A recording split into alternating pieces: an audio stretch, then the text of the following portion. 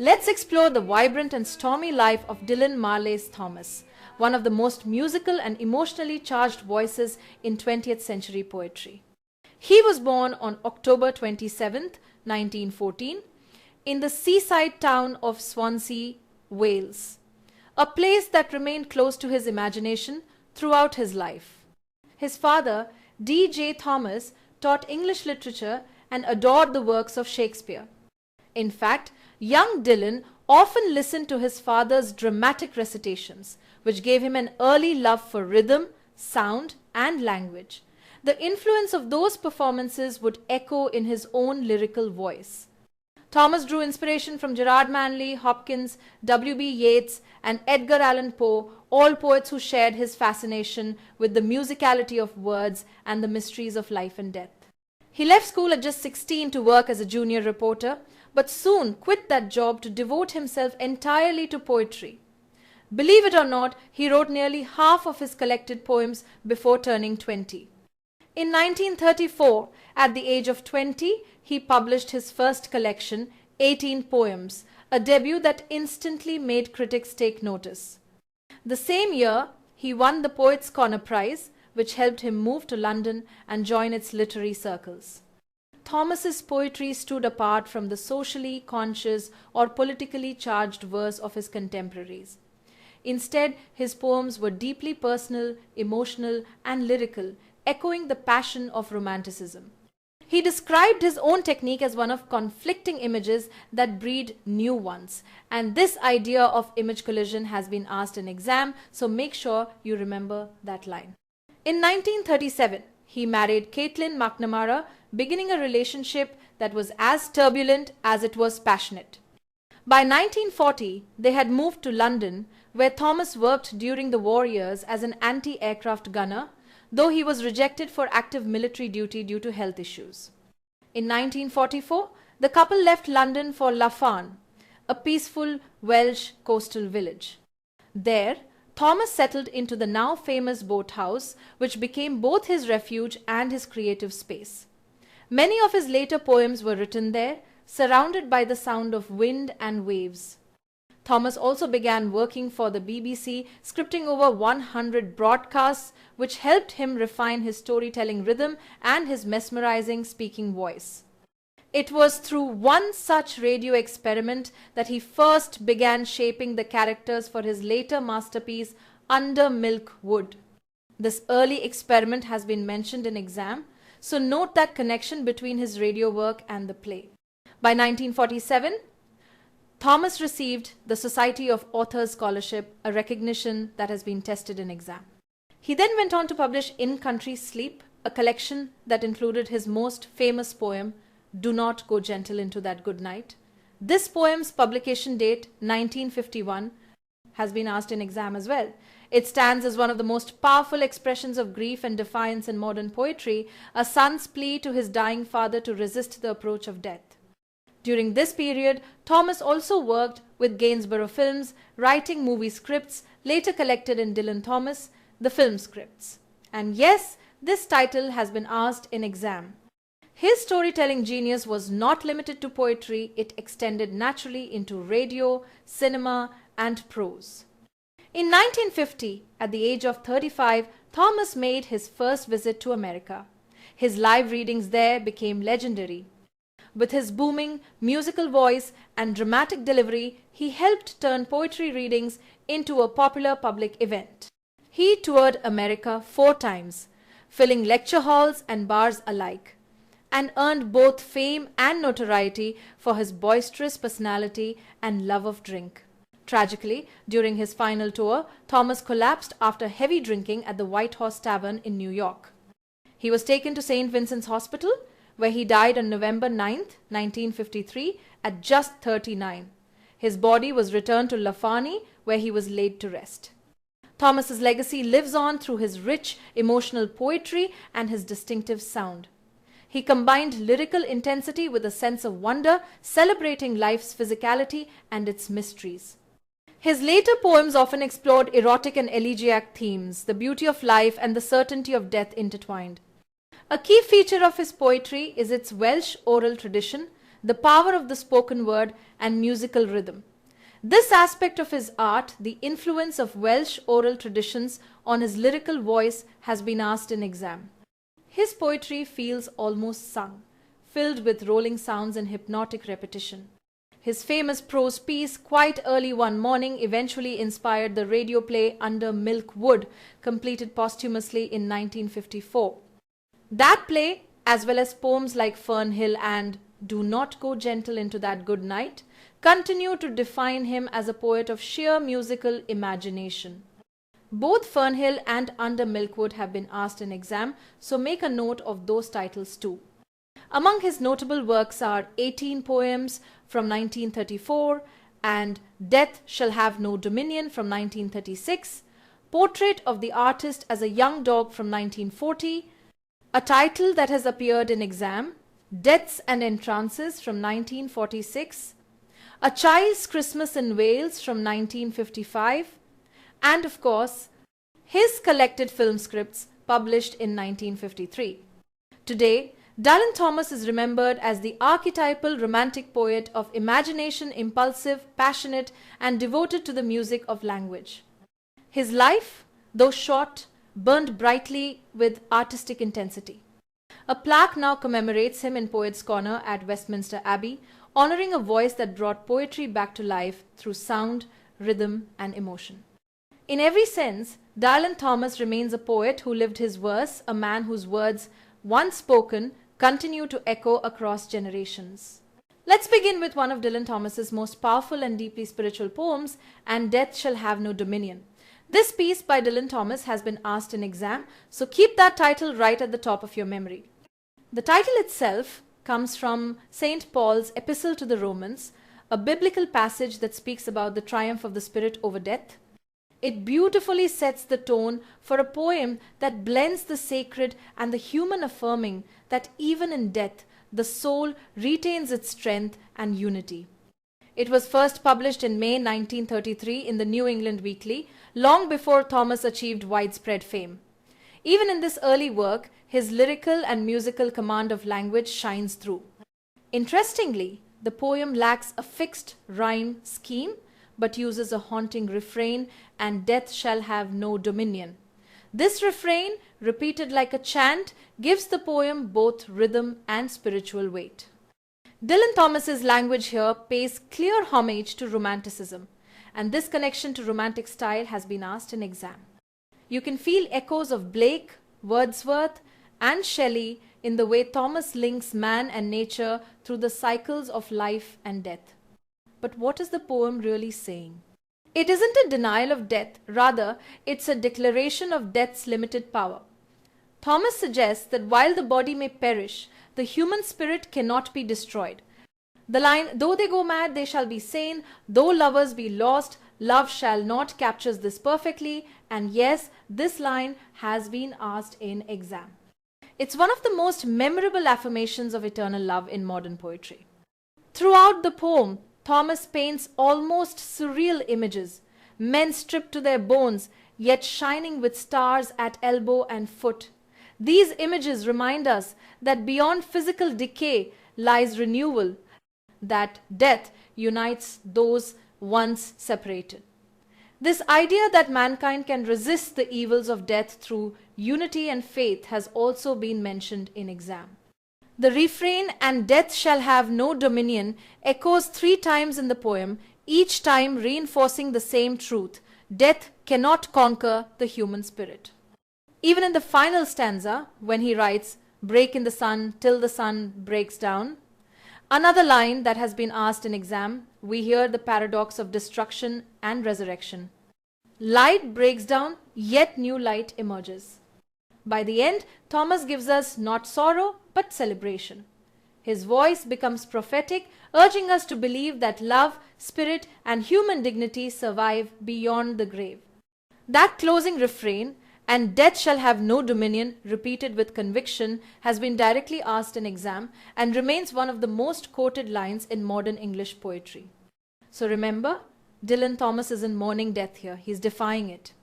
Now, let's move to another of Thomas's deeply personal and lyrical masterpieces, Fernhill. This poem, too, has been asked in exam. And it's one that captures the golden beauty of childhood and the inevitable passage of time. Published in 1946 as part of the collection Deaths and Entrances, Fern Hill is written from the perspective of a grown poet looking back at his youth. This reflective narration, the mature voice, remembering the child's joy. The poem celebrates the innocence and vitality of childhood, when time felt endless and nature seemed kind. Thomas uses rich imagery, apple trees, barns, sunlight, and the rolling Welsh countryside to recreate a world of pure freedom and wonder. But beneath the joy lies something deeper, a recognition that time, even when kind, is also fleeting. The poem's tone shifts from celebration to elegy, from delight to quiet sorrow, but without sentimentality. Dylan Thomas manages to balance nostalgia with wisdom. He neither glorifies the past nor resents its loss. Instead, he accepts the beautiful paradox of growing up, that even in the moment of living, time is leading us toward mortality. The poem contains some of the most famous lines in modern English poetry. Oh, as I was young and easy in the mercy of his means, and time held me green and dying. Both of these lines have been asked in exam, and they perfectly capture the poem's central idea that life's freshness and decay coexist. We are green, full of vitality, yet dying, moving inevitably toward the end. Thomas's lyrical romanticism shines here again. His reverence for nature, his musical phrasing, and his focus on innocence all recall poets like Wordsworth, but with a 20th century melancholy. By the poem's close, the speaker has come to terms with time's dominion. Childhood is gone, yet its music still echoes in memory. In a way, Fern Hill is the emotional counterpart to And Death Shall Have No Dominion. One poem celebrates the triumph of spirit over death, while the other mourns time's gentle victory over youth, and together they form a complete reflection on life, growth, and transcendence. Let's explore one of the most emotionally charged and widely studied poems in modern English literature, Do Not Go Gentle Into That Good Night by Dylan Thomas. This poem is not only a technical masterpiece, but also a deeply personal plea from a son to his dying father. Do Not Go Gentle is a villanelle, a poetic form known for its strict repetition and intricate rhyme. This very form, a villanelle, has been asked in exam, so remember it. Thomas wrote it in 1947, and it was first published in the Italian literary magazine Botteghe Oscure in 1951. That publication year has also appeared in exam. The poem was later included in Thomas's collection In Country Sleep, published in 1952. Most scholars agree that Thomas wrote this poem for his dying father, a personal and emotional inspiration that has been noted in exam. The title itself is also the poem's first line, giving it a circular and haunting symmetry. Now, if you recall the opening lines, and yes, they have been asked in exam, Thomas begins with an impassioned appeal. Do not go gentle into that good night. Old age should burn and rave at close of day.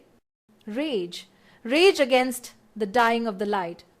These lines set the tone of the entire poem: resistance, defiance, and a refusal to surrender quietly to death. The speaker urges his father and symbolically all humankind to fight against the inevitable decline of life. The poem's refrain, do not go gentle, and rage, rage, repeats throughout, creating a hypnotic rhythm.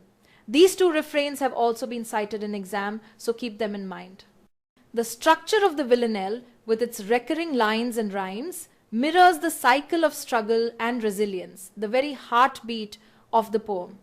Thomas categorizes 4 kinds of men: wise, good, wild, and brave, each confronting death differently. Wise men know that darkness is inevitable but resist it because their words had forked no lightning. Good men lament that their good deeds might have danced in a green bay. Wild men who lived passionately realize too late that they grieved the sun's passing. And grave men close to death find sudden clarity as their blind eyes could blaze like meteors and be gay.